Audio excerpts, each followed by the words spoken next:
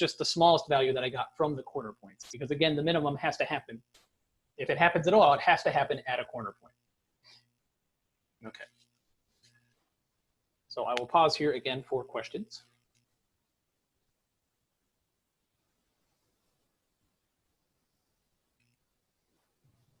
How do you know which lines to go on to find the minimum or maximum?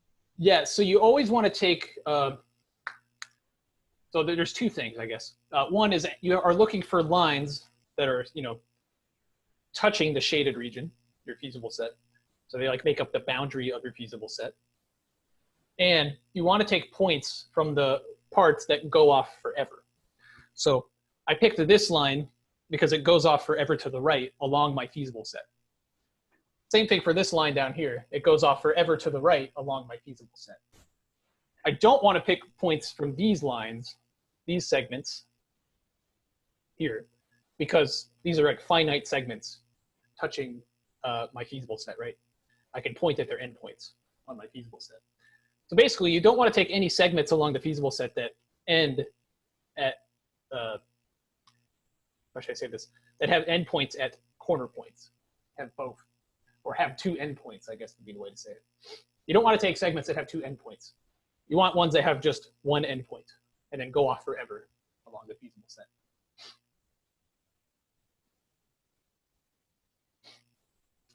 Any other questions?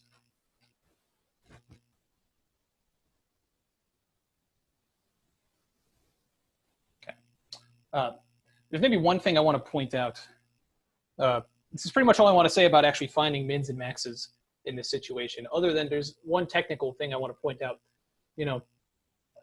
Looking at the examples I've given you, the lines were, the unbounded lines where I've been picking these points have been pretty easy to describe. They've either been horizontal or vertical. And so finding points on those lines is pretty straightforward. Like I know how to find a point on the line y = 5. I just make sure my y coordinate is 5, and then I pick any x coordinate. If your line's more complicated, I just want to maybe remind you, how do you find points on a line? Because to do this, you have to be able to find points on a line. Here's another example to illustrate what I'm getting at. I don't know, p = x + y. Here are my constraints.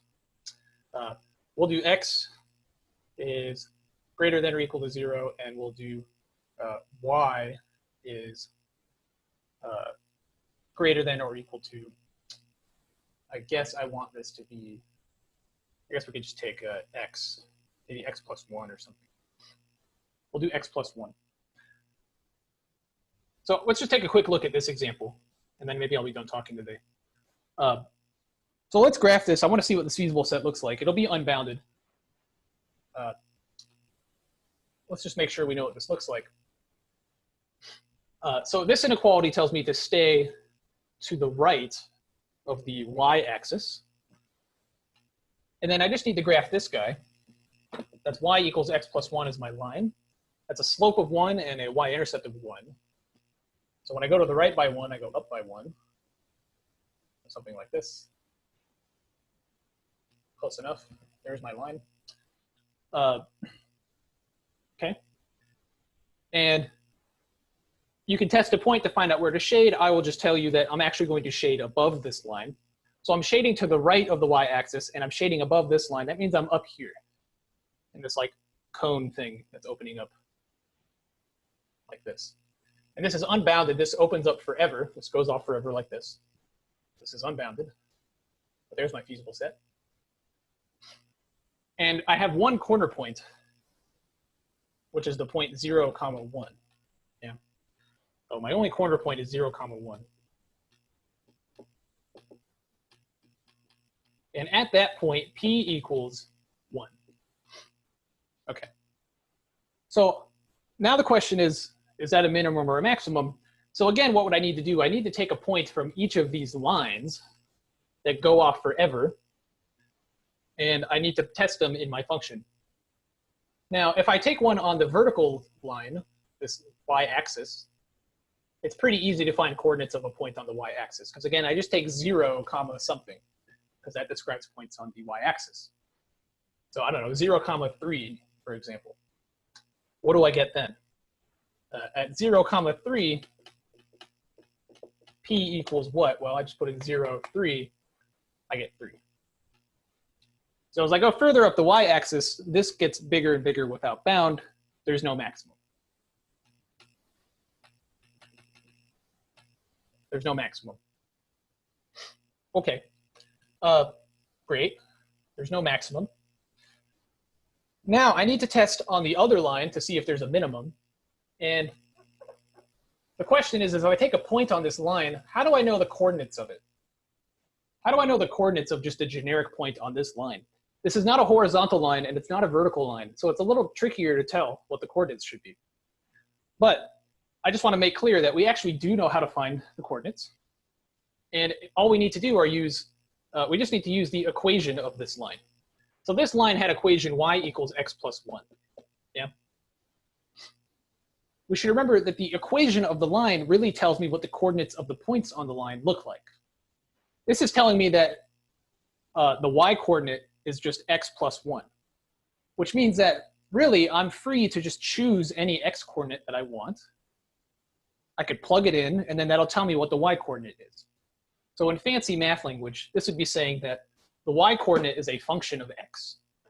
Every x I pick gives me a y back because of this formula. If I plug in x, I could substitute it in for x here. I could simplify this, and that'll tell me what y is. So to find a point on the line, just pick an x and plug it in. So there's two little caveats here. One, you want to make sure your equation is in slope-intercept form for this to really be as useful. You could still make it work otherwise, but it's just helpful to have it in slope-intercept form. And the other one is, we just need to remember that I'm looking for a point that's not a corner point. I want a point on this ray that's going up forever that's different from my corner point. So I need to stay to the right of the corner point. So when I pick my x, I just need to make sure I pick an x that gets me to the right. But that's not too hard because my x coordinate at the corner point is 0. So to get to the right of 0, I just pick a positive number. So I don't know, maybe this is 2 comma something, right? Maybe my x coordinate at this point is 2. I can pick 2 for my x.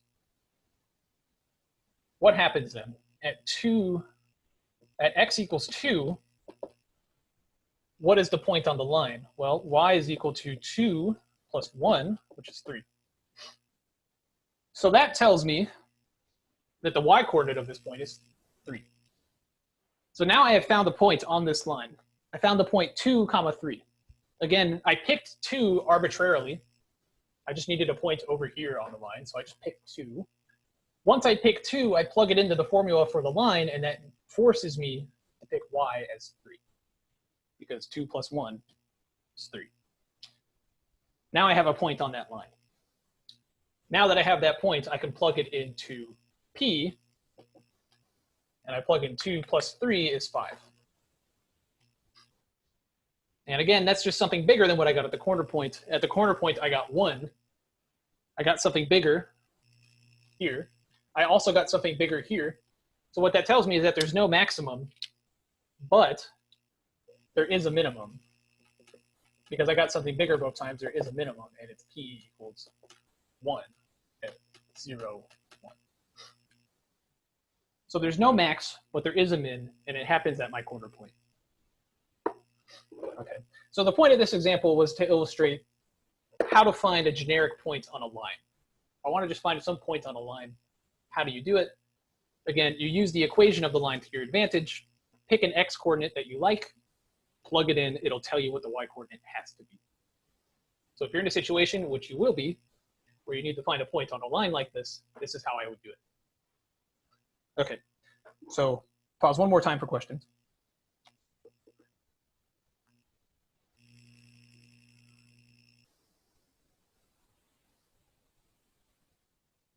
Okay, so yeah, I find myself trying to address issues that students have had in the past, and this is one of them, is how to find points on a line like this. And so I wanted to make sure I explicitly explained that. So Okay, so that's how we deal with unbounded feasible sets in this context. So I think, let me glance here. Wow, that took longer than I thought. We still have 18 minutes though. So I'm just gonna give you guys the rest of time today to work on the 7.3 activity. Tomorrow I will talk a little bit, maybe one or two full examples again, like word problem examples, just to see how everything ties together in one complete example or two, and then give you some more time to work on the activity. So the rest of today is for the activity. There are not very many people, so again, we won't bother with the breakout rooms, but please chime in with any questions that you may have.